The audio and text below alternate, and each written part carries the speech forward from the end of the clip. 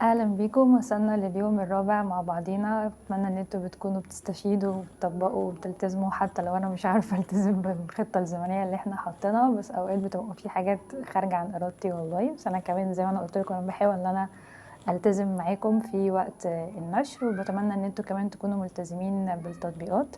لو اول مره تشوفوني، انا ايمان قطب، مدربه معتمده واخصائيه علاج سلوكي، ودي مساحه سمو الوعي. احنا دلوقتي في اليوم الرابع في سلسلة رحلة البحث عن الحب.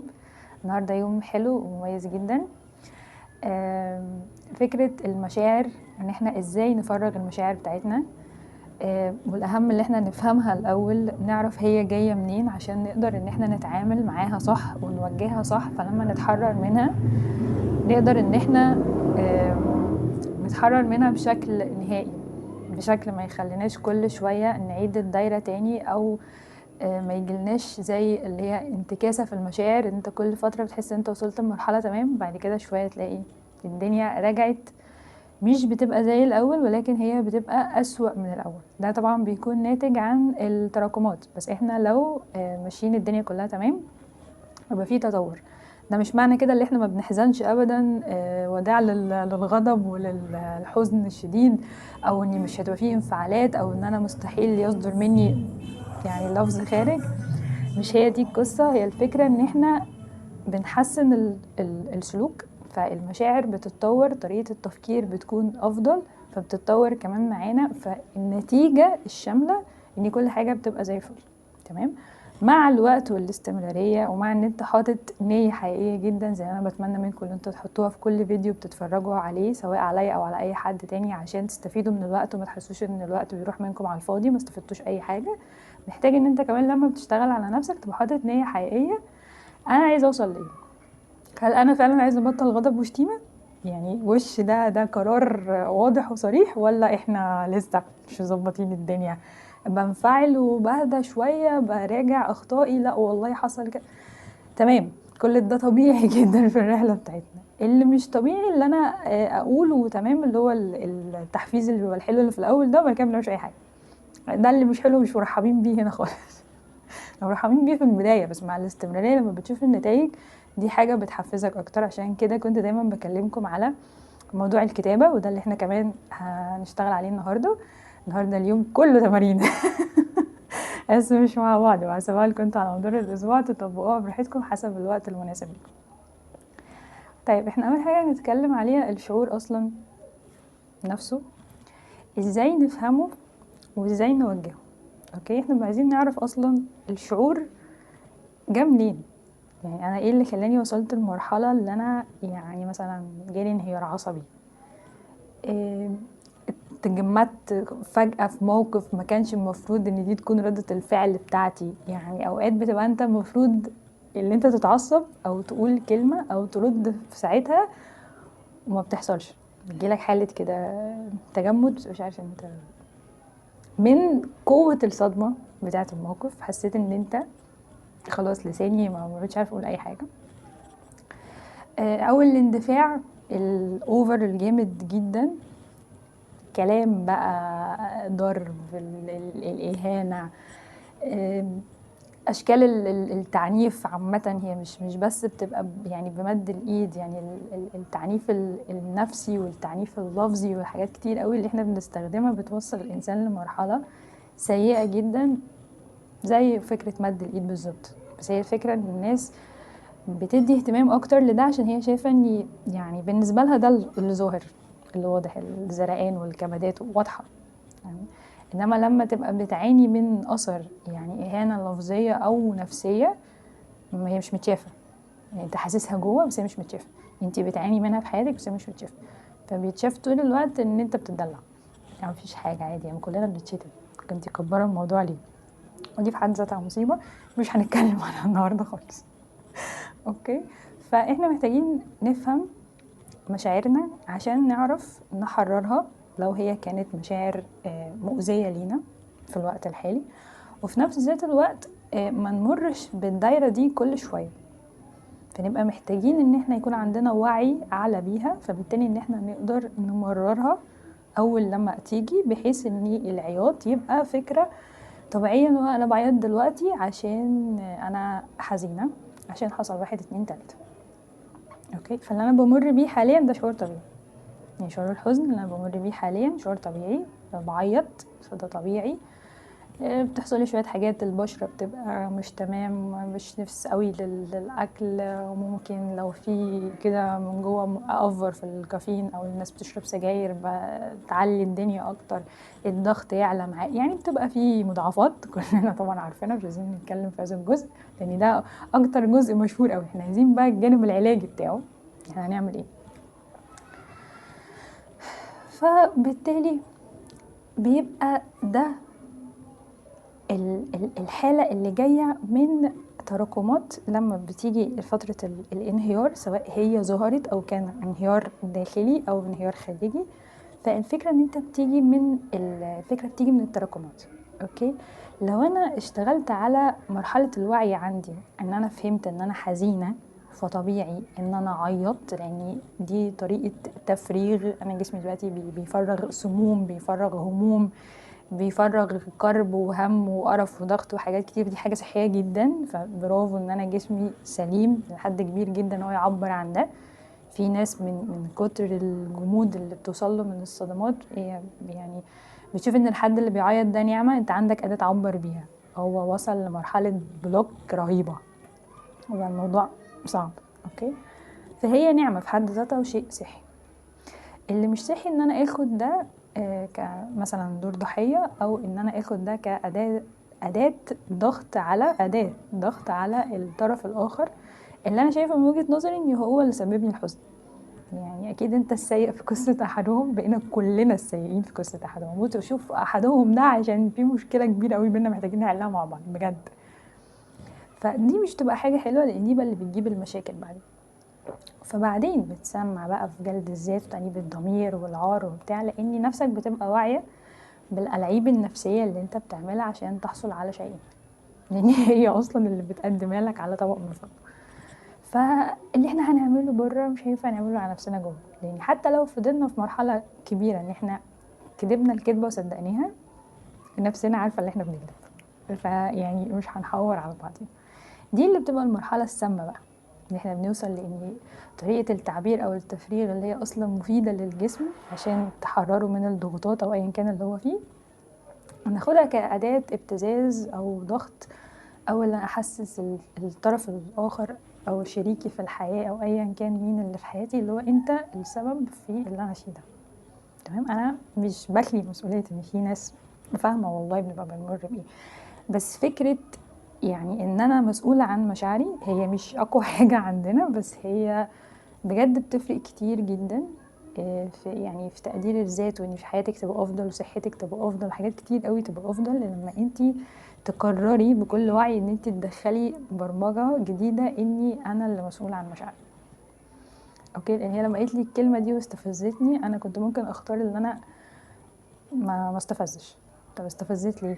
عشان هو انا اصلا كوبايه الميه بتاعتي على اخرها، ومش كارهاكي بقى ومش طايقاكي وانتي اسلوبك مستفز والقعده كانت رخمه والمكان كان دوشه والعيال كانوا مطلعين عيني وكل الحاجات الحلوه دي. اوكي، ففكره ان انا افهم شعوري، فانا ببقى محتاجه في البدايه ان انا اخلق مساحه بيني انا يعني الانسانه اللي قاعده قدامكم وبين الشعور اللي انا حاساه. يعني اول حاجه هنعملها عشان نفهم الشعور ان احنا ننفصل عنه، هنتعامل عنه ان هو حاجه برانا. انا مش الشعور، يعني انا مش الحزن، مش انا كلي الغضب، مش انا كلي حاله الجوع دلوقتي، لا عماله اخش هناكل التلاجه كل كده كده اصلا بناكلها كلها مع الجوع بتاع الشتاء. يعني عادي، انت مش لوحدك، طمني، دي حاجه كلنا بنمر بيها في فترات معينه، بس التكرار بقى بشكل فتره زمنيه طويله ده اللي بيبقى حاجه صعبه جدا. اوكي، فده بيبقى مرحله محتاجه ان احنا نتعامل معاها. فانا حاجه وشعوري حاجه تانية، هو يخصني، انا حاساه، ما قلناش حاجه، بنحسه مش بننكره مش بنأجله، مش بنحاول نلبسه فستان تاني او لبس تاني غير اللبس الحقيقي اللي هو لابسه. هي جايب بنطلون جينز مقطع، هو مقطع مش عايزين تفاصيل كتير، فخلاص هو الشعور على الحاله اللي هو فيها. اوكي، لما بناخد المساحه دي بيننا وما بين بعض، اللي ده انا وده الشعور. بنقدر نشوف الشعور على الهوية الحقيقية بتاعته، ونقدر بقى ان احنا نتناقش مع الشعور. خير يا عم الشعور، يعني في حد بيزور حد الساعة 1 بالليل، يعني ده وقت والله ما مناسب للأسرة حتى، يعني دي أكيد في حالة وفاة. غير الموقف ده ما بنتكلمش بعض في هذه الأوقات خالص، غير الناس بقى هي أسر مختلفة وكل واحد والروتين بتاعه. نقعد نتناقش مع بعض عشان نفهم هو الشعور ده جه منين. في حاجات بتيجي اللي بتبقى اكستريم قوي، اعلى حاجه خالص اللي بتضرب في كل الحواس بتاعتنا والجهاز العصبي ومراكز الادراك وكل حاجه بتتدمر، بيبقى بسبب التراكم. ده رقم 1. رقم 2 ان هي كمان بتوصل لفكره ممكن تكون اتوجدت عندي في الطفوله، فانا خلاص خدت ان الكلام ده، نبره الصوت دي، الطريقه دي معناها كذا، كل ده يساوي كذا، فاحنا رايحين في ده. اوكي، فدي حاجة بنبقى محتاجين ان احنا نكون واعيين بيها عشان نقدر ان احنا نفصل عن الجانب ده. تمام. ومن هنا بنبدأ نفهم شوية اكتر ايه الشعور اللي انا حاسس بيه دلوقتي، هو عبارة عن ايه. لاني اوقات كتير في ناس بتبقى غضبانة بس شايفة ان هي حزينة، من فكرة ان هي خدت الغضب كتمته جوه، فجاء على صورة انكسار، فرقدت في السرير فشايفة ان هي حزينة، والحزن طبعا مؤثر على جهازها العصبي. كل ده كلام احنا مش بننكره، هو تمام، بس هي مش حزينة، هي غضبانة ان هي حست بعجز، هي معرفتش تاخد حقها او معرفتش ترد، او كانت متأملة مش عارفة مين يقف جنبها، فما حصلش ايا كان السيناريو، فكبتت جوه. طبعا وجع بقى في المعدة وآلام وقصة كده نبقى نتكلم فيها مرة تانية. بس الفكرة طبعا ان المشاعر بتأثر في مناطق معينة في الجسم، فبينتج عنها أعراض وآلام معينة. دي حقيقة بتحصل، ومش أفورة ومش كحن ومش مهن، اسمه ايه جل الناس اللي هي متمرسة في ده اتس اوكي. بس هي الفكرة الأساسية الموضوع ده فعلا بيحصل، دي حقيقة. الناس بقى اللي بتعرف تفيك، هي بتعرف تفيك حاجات كتير قوي، مش الجزئية دي بس. فبالتالي ده بالنسبة لنا بيبقى حاجة محتاجة ان انت، ومحتاجة ان انت كمان تبقي واعية بيها اكتر، ان انت تبقي عارفة ازاي ده بنشتغل عليه. اوكي، فانا حاجة والشعور حاجة، عشان يبقى فيه مساحة ما بيننا، محتاجة ان انا افصله عني، محتاجة ان انا اتنفس، محتاجة ان انا اشوفه قدامي زي ما هو، يعني افنطه واقعد افصص فيه لحد ما اوصل للجذر بتاعه اللي هو فعلا الهوية بتاعته. حزن، غضب، فرح مثلا. في ناس بيبقى كاسة، انا عندي يعني دلوقتي منفعلة، هو بيبقى فرح زيادة جدا عن اللزوم، فبيجيب هايبرة بقى، اللي هو نشاط اجتماعي اوفر فجأة، وهو حد اصلا معروف انه طبعه هادي. فالمشاعر العالية قوي دي بتبقى مش احلى مرحلة بنوصل لها عامة، يعني مفتقدين المشاعر دي، بس مش بتبقى احسن حاجة. اوكي، فده بالتالي على نقطة فهم الشعور. اوكي، احنا محتاجين ان احنا نفهمه، نعرف الهوية الحقيقية بتاعته، وبعد ما نقدر نحدد الشعور ايه هو، شفته زي ما هو، ابتدي ادور على المركز بتاعه، الجذر بتاعه، هو جه منين اصلا، الشعور جه منين. لان اوقات كتير جدا بتبقى المشاعر ان احنا حاسين بيها في اللحظة، هي ملهاش علاقة باللحظة، هي ليها علاقة بمواقف حصلت قبل كده، ما حصلهاش تفريغ، ما حصلهاش تحرير، ما كانش فيه ادراك ليها، دخلنا ده في ده، شفنا ان هما كلهم كده، النمط ده كله كده، كل من بيعمل كذا فهو كذا، فبيخلينا نحس بكذا، فعملنا كوكتيل كده. مع الوقت احنا ما كان بنعرفش نفكه، يعني الموضوع بيبقى مضفر في بعضه. فبنبقى محتاجين نفهم ونسأل نفسنا بشكل مستمر، ومع التكرار بنتعود الشعور ده حقيقي اللي انا حسيته دلوقتي، هل ليه علاقة بالموقف ده، بالإنسان أو بالإنسانة اللي قدامي دي، أو بناء على الحدث اللي أنا فيه ده دلوقتي، ولا هو أصلا كان موجود قبل كده، ويمكن يكون أنا فشلت أكتر من مرة إن أنا أعبر عنه، يعني أنا بحسه بس مش عارف أعبر عنه، مش عارف أعبر عنه إزاي. فبقى يا بيبقى بانفعال، يا بهروب، يا بانعزال، يا كبت، اللي هي كلها بتبقى حلول هي مؤقتة في وقتها، انت مش عارف ايه الحل الصح اللي انت تعمله، فبتتصرف غلط، بعدين بتتعود عليه، فخلاص بيبقى اسلوب حياة بقى. يعني محتاجين ان احنا نغير البرمجة من اولها. اوكي. فبالتالي هنبدأ بقى نتكلم على فكرة تفريغ المشاعر. اوكي، في حاجات بسيطة ممكن نعملها في الوقت الحالي للموقف بتساعد على تفريغه حاليا، زي اللي احنا اتكلمنا فيه في الاول. ده كده يعتبر يعني هو مش تمرين، ده يعني كمان جلسة احنا بنعملها مع نفسنا بشكل واعي، اللي احنا بنقعد نتحاور مع الشعور.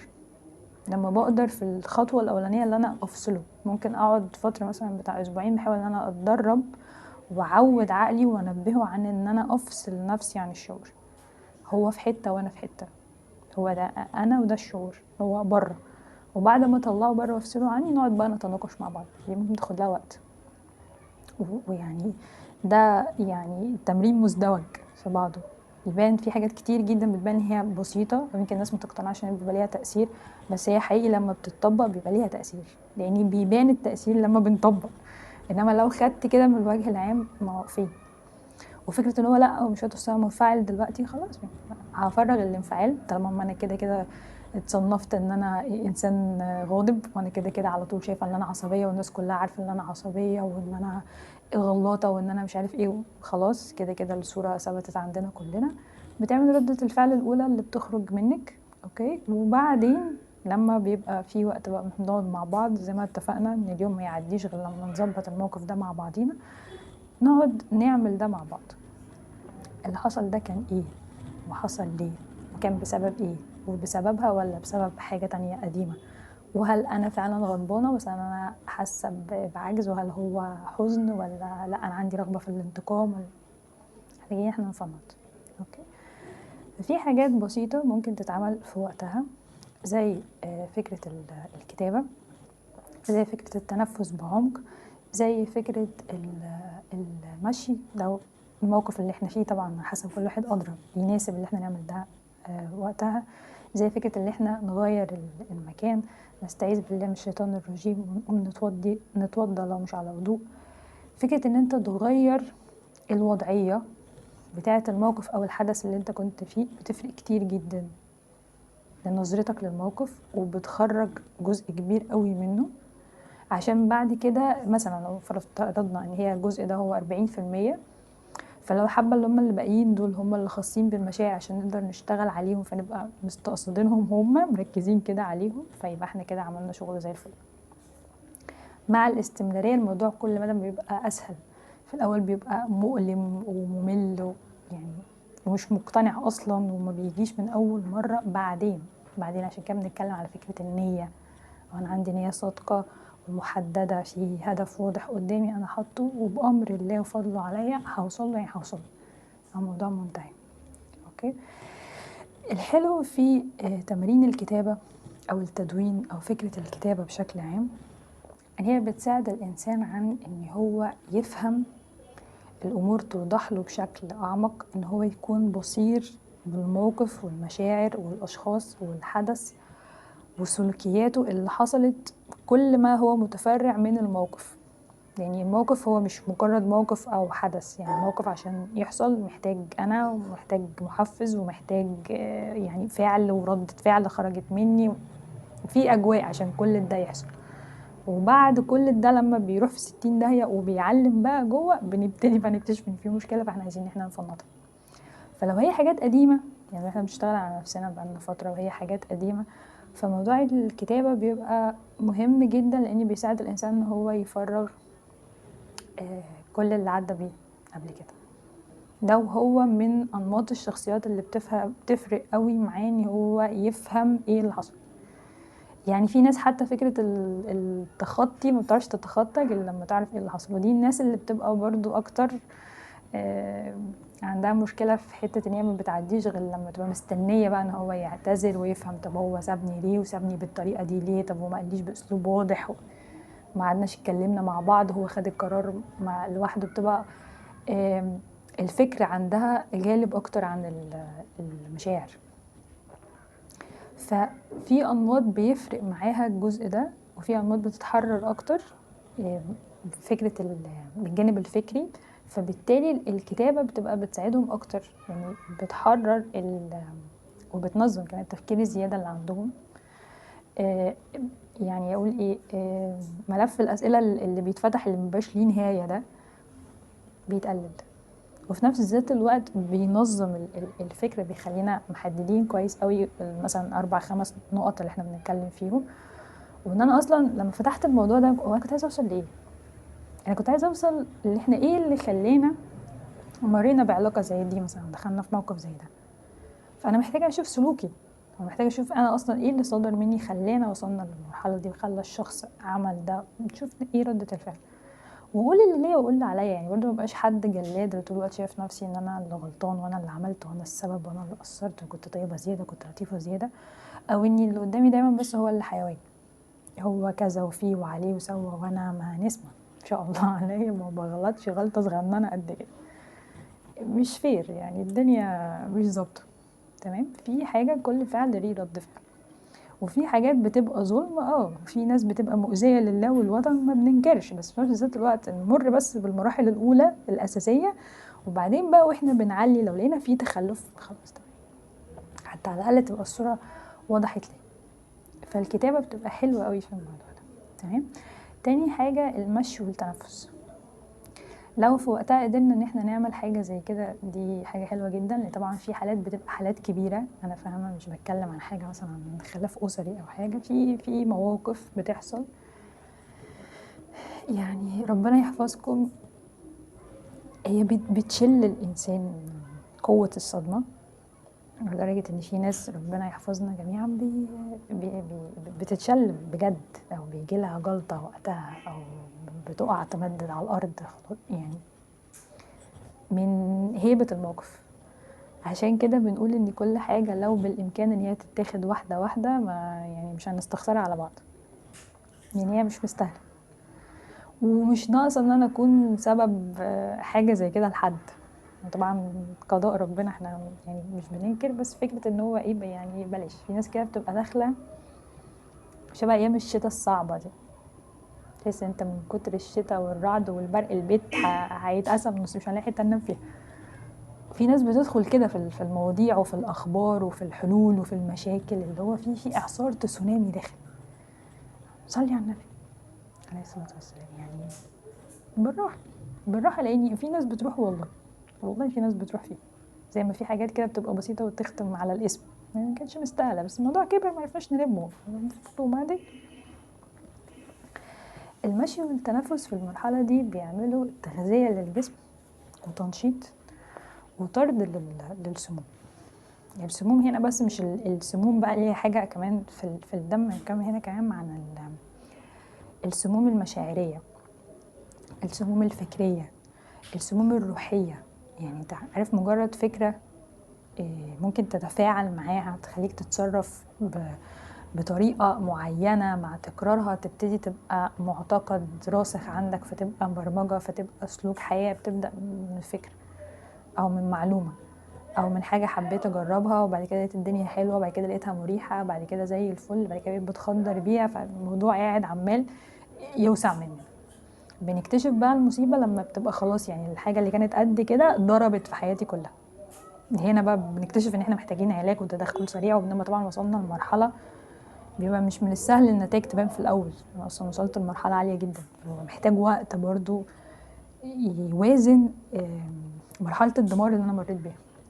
يعني ده انا لو عملتها في نص الزمن اللي انا كنت تعبان فيه، يعني مثلا الموضوع خد مثلا 4 سنين وانا عملت العلاج ده في سنتين، ده انا كده بطل، ان انا عرفت اعمل يعني بلوك لحاجه زي كده واقفلها واطلع منها، وبعرف كويس قوي ايه اللي ممكن المداخل اللي ممكن تخليني اقف في حاجه تانيه زي كده.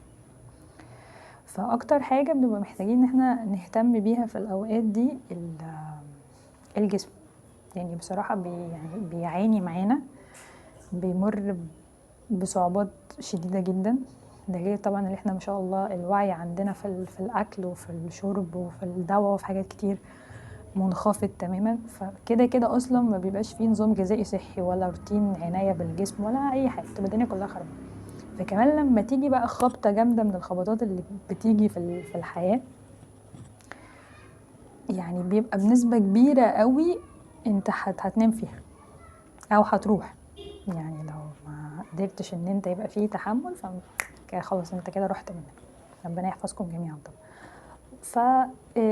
المشي والتنفس العميق بيبقى وقتها فعال جدا، وزي ما انا قلت ما قدرناش نعمل السلوك ده او الفعل الجديد ده وقتها، نقدر ان احنا نعمله بعدين. حتى لو الموقف عدى عليه اسبوع وانا حسيت ان انا بعد الاسبوع قادر ان انا انزل امشي، مفيش مشكله، بس ماشي بحق الله بقى. انا مش شارد في كل حاجه، انا مركز في الطريق اللي انا ماشي فيه. يعني بقى فارد ظهري وفاتح صدري ومنظم جسمي، يعني الظهر على المشي الرجلين من تحت، وفي نفس ذات الوقت عيني على الطريق اللي انا ماشي فيه، مش باصص كده تحت للارض ودماغي خلاص واقعه على كتافي. وفي نفس ذات الوقت انا بنظم عمليه التنفس، مش اللي هو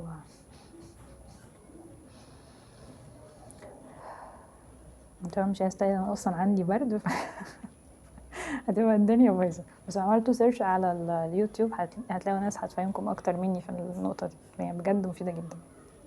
تمام. جزئيه برضو مهمه جدا، فكره صلاه الفجر والورد. يعني في اوقات بيبقى الانسان بيمر بابتلاء صعب، في ابتلاء بيقعد فتره مؤقته صغيره، وفي ابتلاء بيبقى اللي هو سنين. تمام. وعشان كده انا في مره شاركت قلت ان النفس القصير بيبقى نفسيا افضل مع البلاء الطويل. بمعنى ايه؟ لما انت بتفضل ضاغط نفسك ومشاعرك ووقتك ومأجل حاجات كتير جدا لحد ما انت فيه ده يفك او يروح، والهم والكرب والغم والحاجات دي كلها، انت بتحبس نفسك في حته، والحياه كلها بتبتدي تتسرسب بين ايديك واحده واحده في حته، فالليله كلها بتبوظ. فبدل ما كانت في يعني مشكله في حته، هي كلها راحت. ده اول غلط بنقع فيه، اعتقادا مننا اللي ده كده تمام، واللي انا صابر وماسك على نفسي وان شاء الله هي فتره وهتعدي وبتاع، فبعدين نلاقي الوقت بيطول، يبقى احنا سلمنا نفسنا كلنا ده الوضع اللي احنا فيه. وفي نفس ذات الوقت مفيش اي حاجه بتساعدك عن ان انت تتقوى من اللي انت بتمر فيه. الانسان لما بيبقى تعبان، مثال يعني في تعب شديد جدا بالنسبه للجسد المادي، بيخرج مثلا من المستشفى كان في عمليه، قايم من دور عيا شديد، بيهتموا قوي بالاكل.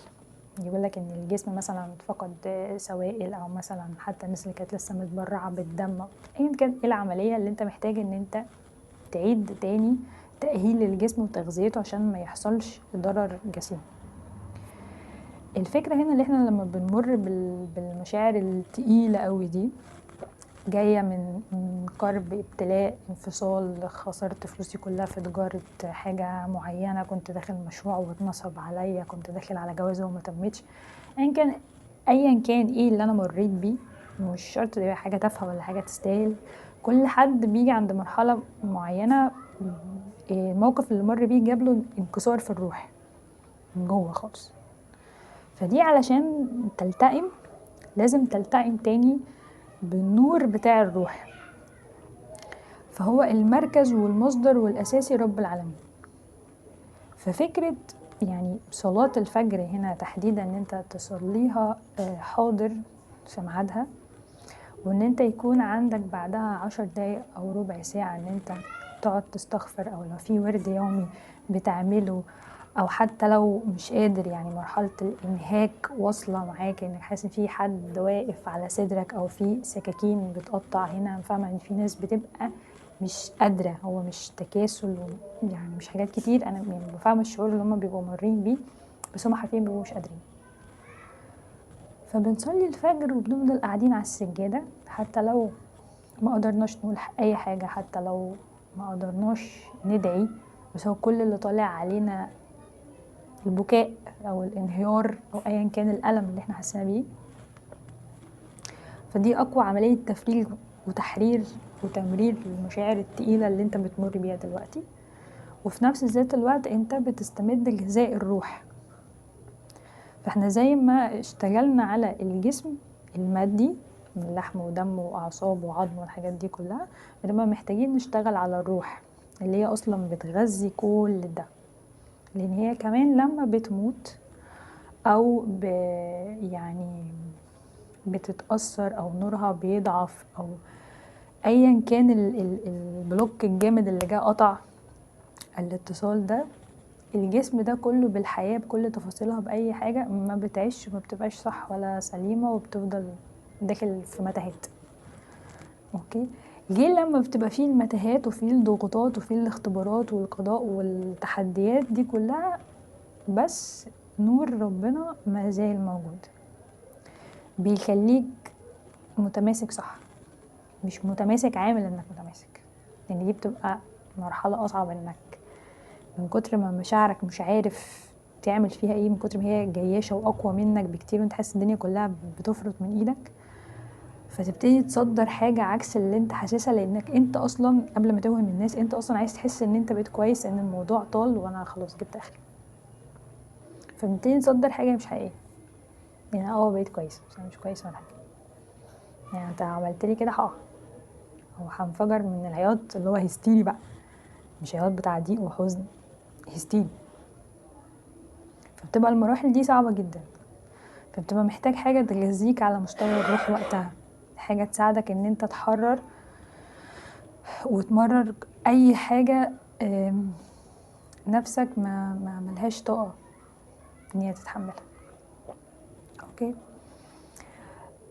في بقى حاجات تانية يعني خليتها للآخر للناس اللي هي ممكن يكون شوية عندها بال او عندها استعداد ان هي حتى تطبق وتستمر، و دي هتتناسب اكتر مش مع الموقف، مش مع الموقف في لحظته، هي مع الاستمرارية. في ناس بتبقى عايشة في بيئة سلبية، نمط حياتها يعني يدمر اي حد سليم، بالك بقى لو هو كمان تعبان، فبيبقوا محتاجين ممارسات فعلية تخليهم دايما يعني في مرحلة نشاط كده وتجدد، في ابديت للحياة اللي هم ماشيين فيها، ويفضلوا ثابتين عليها، زي فكرة الرياضة وزي فكرة الغذاء السليم للجسم وللروح وللعقل وتنظيف المشاعر. بيبقوا محتاجين لما يعملوا حاجة بشكل مستمر، روتين برضو يفكرهم بالحياة اصلا اللي احنا عايشين هنا، عشان ما يحسش مع الوقت اللي هو بقى زومبي، او ان هو بقى يعني مجرد روح هائمة، روح وحاضرة معانا في المكان. من كتر الآلام اللي بيبقى الإنسان حاسس بيها في الجسم، من كتر الاختبارات والضغوطات اللي بتبقى جت ورا بعض، لدرجة ان العقل ما بيعرفش يمنطق اي حاجة خاصة بيها، وبتقعد فترات طويلة، وبتبقى يعني هما جربوا حاجات يعني كتير طبعا، يعني ربنا رحيم، بس اقصد هي كل حاجة بيبقى ليها حاجة تانية، وقتها انت مش تبقى شايف اي حاجة غير ده، بس هي ليها حاجات كتير قوي قدام مش هتبان ومش هتتشاف ومش هتتفهم في فترة التدريب اللي انت بتمر بيها دي دلوقتي، بس هي بعدين بتبان، بعدين ممكن حاجة انت كمان انت مش يعني لا دعيت بيها ولا بتتمناها اصلا، بس ربنا هو شايف ان انت ده المكان الصح اللي تتحط فيه، دي مكانتك وقيمتك الحقيقية، فبتمر في حاجات انت ما بتتخيلش اصلا ان انت كنت ممكن تعدي عليها ولا في خيالك والله، بس يعني امر الله نافذ. تمام، فانا فاهمه ان الجزء الاخير ده مش مر على كل الناس، وفاهمه ان في ناس اللي هو طالما طال البلاء، طب شوف الذنب، طب شوف انت غلطان في مين، وانا برضو مش الجزء ده مش بنكره، بس اصلا انا بتكلم على الناس اللي بيبقى ربنا بيختبرها. تمام، وفي اوقات تانية بيبقى تكفير ذنوب، وفي اوقات تالتة بيبقى ربنا بيعلي من قيمتك وقدرك، وفي اوقات رابعة بتبقى بتجهز فاحنا عشان ما نعرفش هما اي حالة منهم، وعشان ما نموتش روحيا واحنا لسه عايشين في الدنيا، وان يعني العمر لسه ما خلصش والرسالة لسه ما انتهتش وحاجات كتير قوي كده، فبنبقى محتاجين شوية ممارسات تفكرنا بطعم الحياة اللي هو احنا لسه عايشين على وش الدنيا. تمام، فكرة الرحلات اللي بتكون في الطبيعة هي بتبقى حاجة حلوة جدا. فكرة الرسم او التلوين، احنا مش عايزين بيكاسو، مش هناخد اللوحات اللي احنا بنعملها دي هنعلقها في معرض، احنا عايزين نرسم حاجة برضو، يعني مش فكرة ان هي اي حاجة، بس احنا هنبدأ بالمتاح دلوقتي اي حاجة، وبعدين نركز اكتر على الحاجات اللي بتحاكي القلب والروح جوانا. يعني وانا برسم حاسس ان انا كل حاجة فيها بتتحرك، يعني كأني برقص في دواير او بدور بلف مع الحركة اللي انا حاسس ان انا فاقدها من جسمي كله، لاني حاسس ان انا مشلول من اول هنا لحد تحت خالص. انا فاقد الشعور، منمل اطرافي كلها منمل. ففكرة الرسم والتلوين هنا ان هي بتغذي التغذية البصرية، تنظيم الفكر، ترتيب الاولويات، فكرة ان هي شعوريا واحدة واحدة بترجعك تاني للحياة. لو انت مثلا حد يعني بقاله سنين في رحلة الاكتئاب، او بقالك سنين او شهور حاسس ان انت بره الطريق، في حالة كده بتيجي ان هو انت بره خالص، انا اوت. اذا انت كنت ماشي مع الجروب او حتى ماشي مع الطريق اللي فيه الاسفلت، وبعدين انت مش عارف ايه اللي نقلك هنا، مش انهي جزء اللي انا لفيت فيه غلط، فجأة لقيت نفسي في الصح وتهت بقى. انا عارف ارجع ورا ولا اكمل قدام، مفيش اي اتجاهات. يعني في ناس هتبقى فاهمه كلامي. الحاله دي بتبقى صعبه، واحيانا كتير وهي بيبقى اساسها اصلا ان هي بالطول، يعني بيبقى محتاج ان انت ترجع للجذور تاني وللمركز تاني، وتعرف اساس نفسك وتوجيهات حياتك واهدافك واولوياتك. فبرضه عشان تطلع منها بتبقى محتاج وقت. ففي وسط كل ده مش هتعيش كل حاجه بالادويه وبالمسكنات او بخروجات وكلام مع ناس هم اصلا بيدخلوك في حوارات تانية انت بغنى عنها.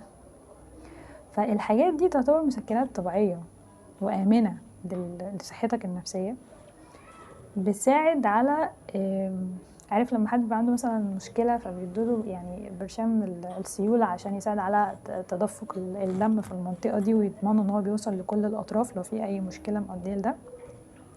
الحاجات دي بتعمل على ده، اللي انت بتخلي الروح حية لسه موجودة وبتتحرك في كل اجزاء جسمك، مش حاسس ان في جزء منك منمل وجزء لا، او في جزء عايش وجزء ميت، او انا يعني كلي كنت في دوامه صغيره بعد كده وسعت لحد ما بلعتني. ده بيحسسك ان انت خفيف 3-4 حبات. هو انا حاسس ان انا على الارض خالص بتسفلت ستيكر. اوكي.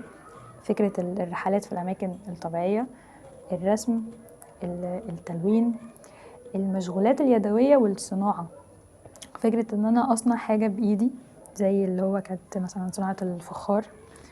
الناس اللي مثلا اول لما بدأوا الريزن تقريبا وصناعة الشموع والصابون والحاجات دي، مش فكرة ان هو مشروع تجاري يعالم. يمكن قدام توصل للمرحلة دي، يمكن تبدأ معاك بمرحلة اكتئاب وبعدين توصل لمرحلة المشروع التجاري. بس هي الفكرة ان انت ده بيحاكي اكتر الروح جواك، بيحرك مشاعر كتير مع مرور الوقت ومع صعوبات وضغوطات وتغيرات كتير بقينا بنمر بيها في الوقت الحالي. يعني مش بتتنسى، هي بتتدفن.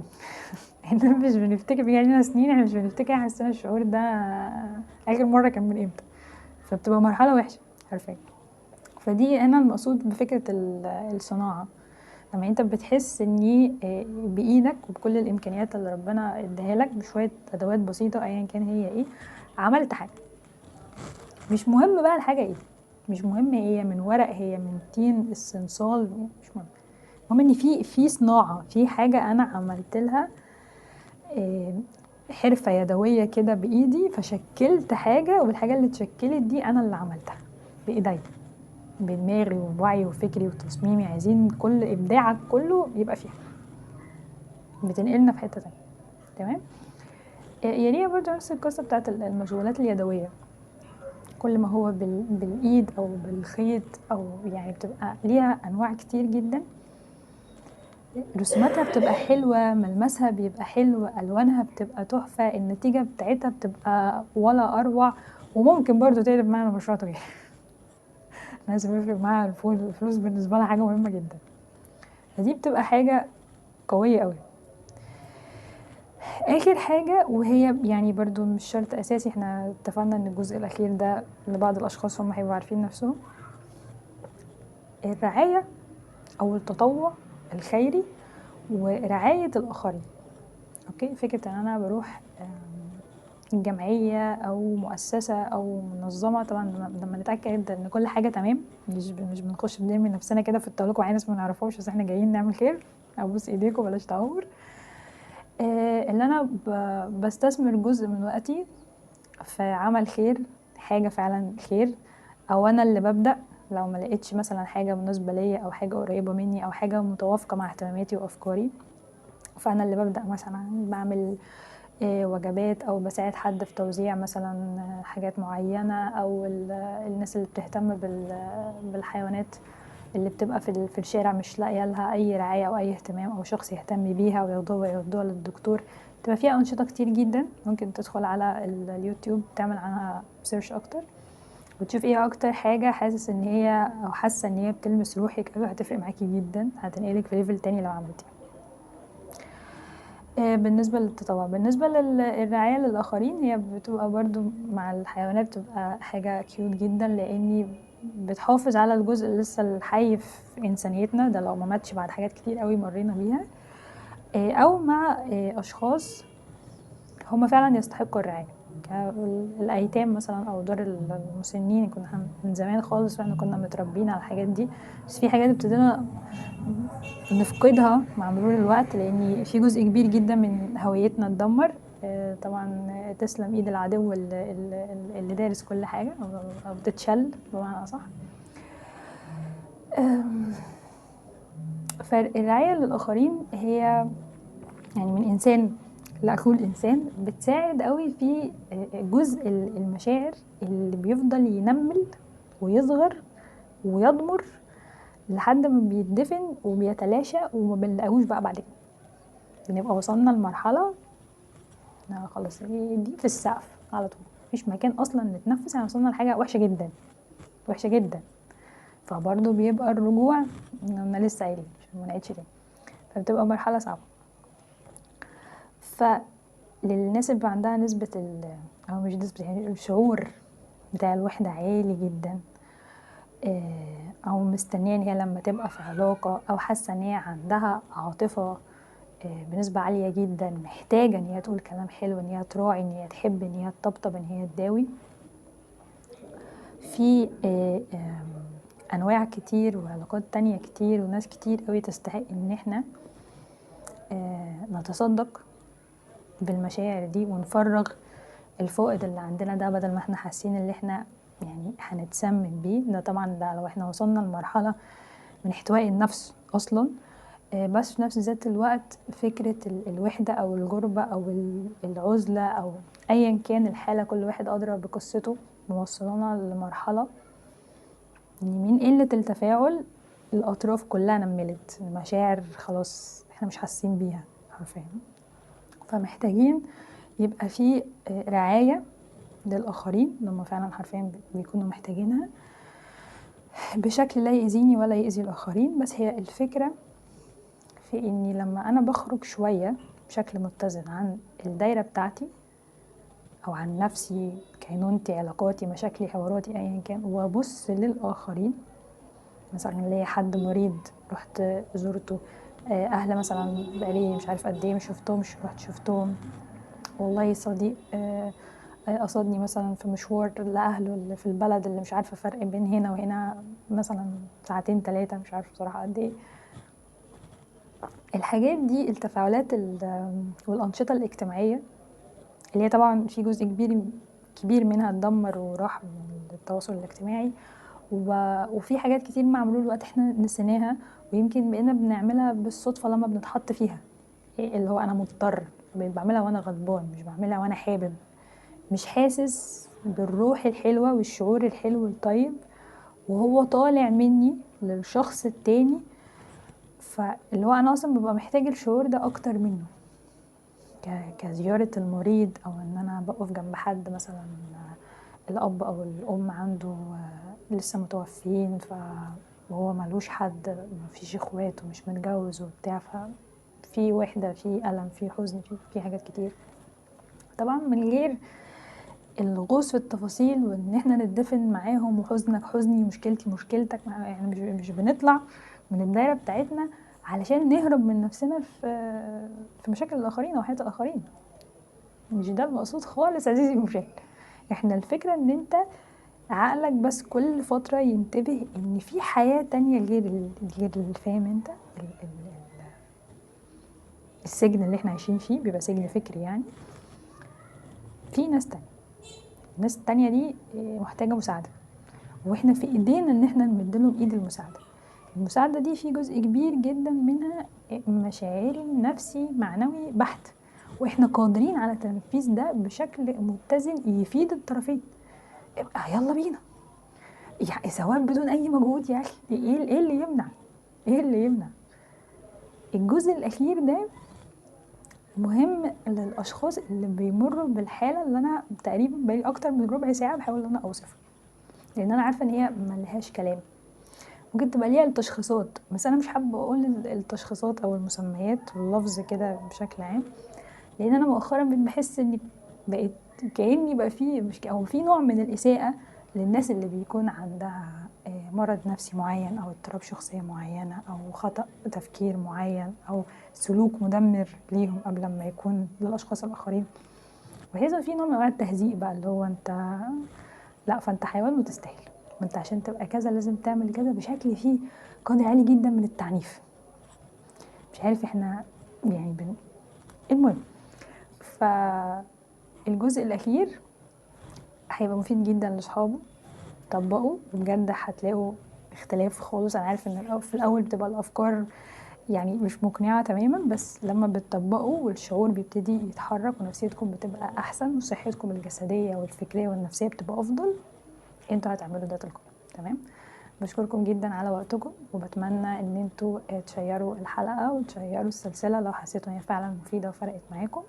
وشكرا جدا لحضوركم، وشكرا لمتابعتكم، وشكرا لالتزامكم، لان انا متأكدة ان انتوا مكملين وملتزمين.